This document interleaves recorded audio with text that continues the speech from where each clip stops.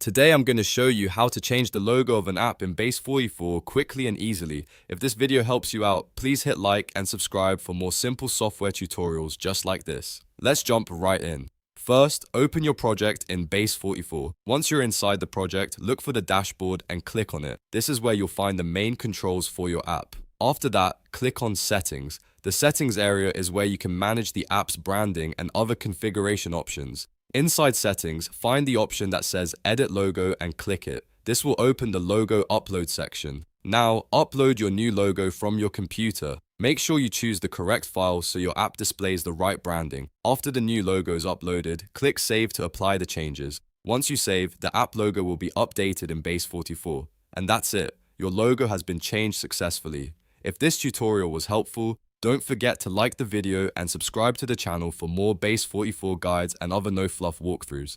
Thanks for watching, and I'll see you in the next one.